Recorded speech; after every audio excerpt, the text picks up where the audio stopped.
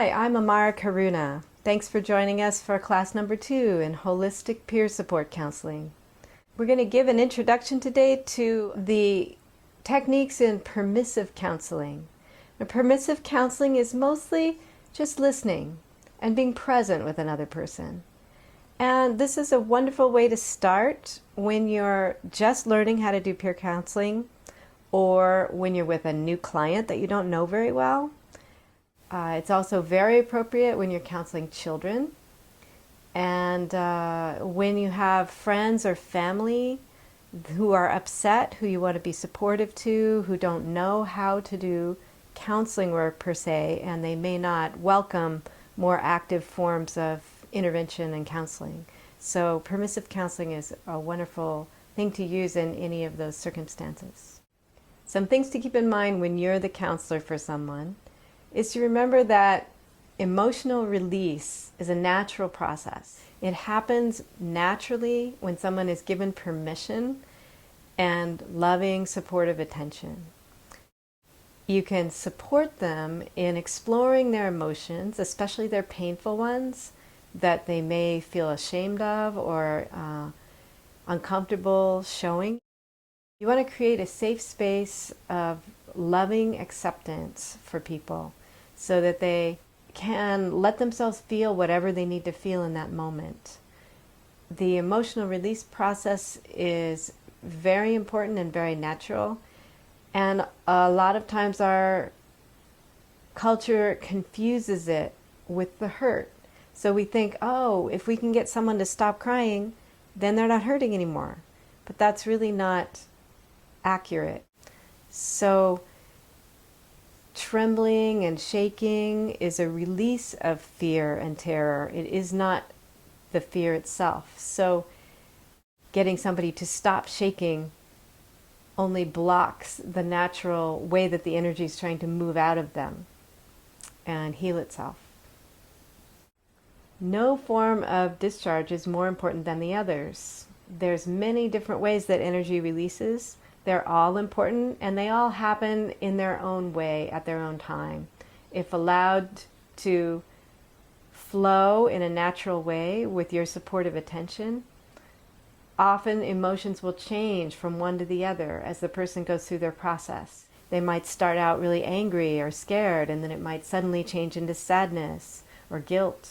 And as a counselor, you want to just flow with them and support them wherever they are and accept whatever it is they're going through. Some emotions are deeper than others. Often the expression of sadness and hurt is really the core, deepest level of a lot of the distress that we feel. But pushing to try to get to that doesn't help someone. They may need to spend a lot of time on their anger or embarrassment or something else that's on top of the deeper feelings. Before they can access them. So just trust the process and know that if you're there for them and you're giving them your good attention, you're being calm, you're accepting them, that they're going to naturally find their own way into their own healing. Be relaxed, be courteous, always get there on time, or if you can't arrive, be sure to call them. People are looking forward to the experience of having the sharing, and will be particularly uncomfortable if you're not very reliable.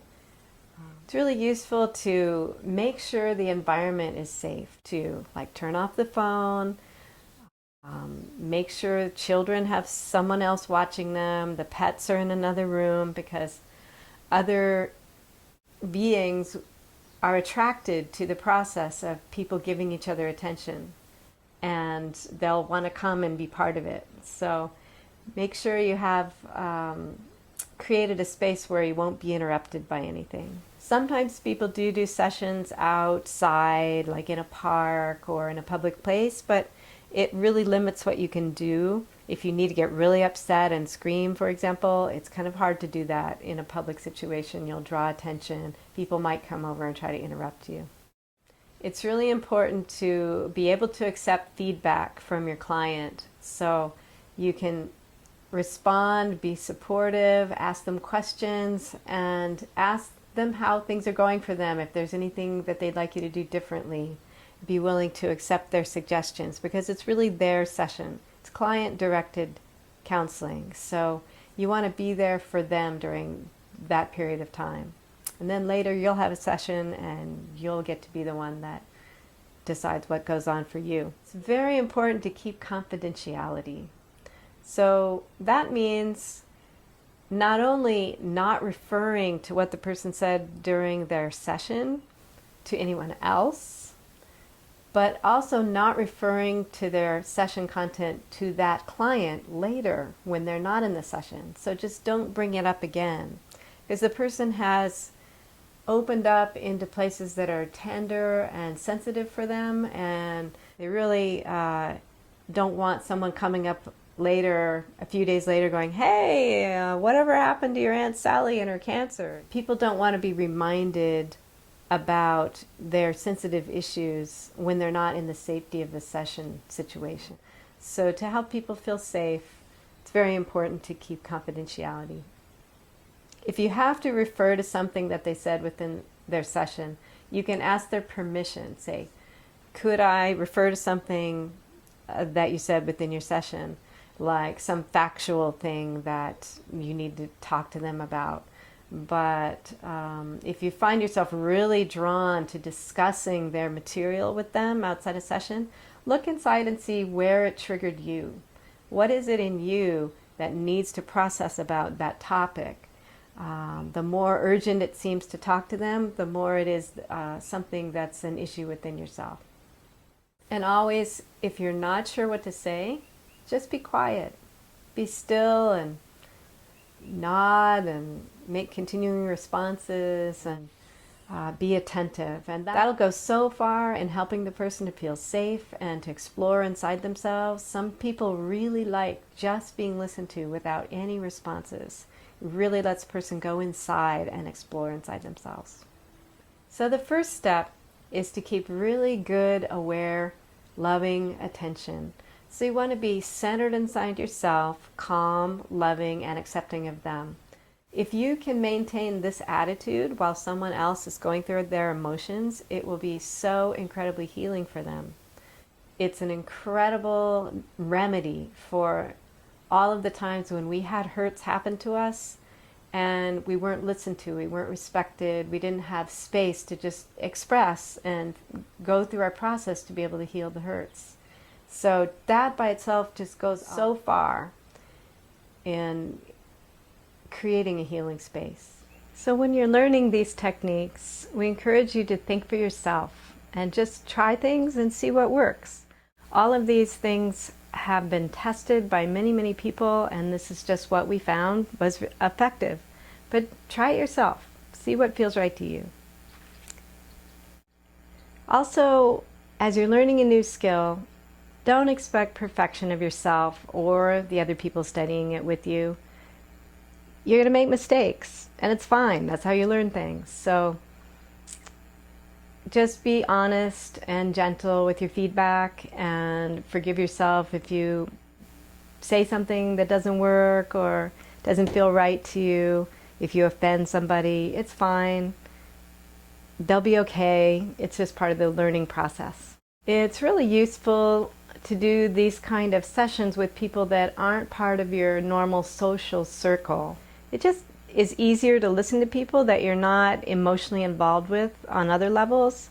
You can listen to your partner, or listen to your children, your parents, and those things are really important to be able to do, but it's more difficult. So we encourage you, when you're first starting to do emotional healing counseling work, especially peer counseling, if you try to do it with people that you aren't seeing on a social basis. It'll just make it a little easier. You'll be able to be more neutral with them. Usually when we do peer counseling sessions, we have a two-person team. We do it in dyads. And one person will take a turn first, and usually the session is an hour long. And then immediately we trade, and the second person gets an hour for their session. We just find it's easier to do it back to back like that, and just more convenient for getting together. And 1 hour is a really nice period of time. You can really get into something and explore something inside yourself and then kind of come to a resolution with it. However, any amount of time is useful. We do little short sessions also called mini sessions where we only have 5 minutes each as a trade. Sometimes people do really long sessions, like 3 hours for one person. So it's completely up to you how much time you have, what works for you and the other person. And just give it a try with an hour and see how that goes for you. Really important when you are the second person to have a turn to not refer to what the first person said in their session. Just think of it as finished, sealed, done with. They did their session. You help them transition back into their normal state of consciousness and out of whatever it is that they were remembering and working with. And then you just finish their session, and when it's your turn, it's very tempting to make comments and talk about what they were just talking about. For one thing, it might re-stimulate things in you, memories that you have that were similar to theirs. And you can work on your own material, just don't refer to what they said.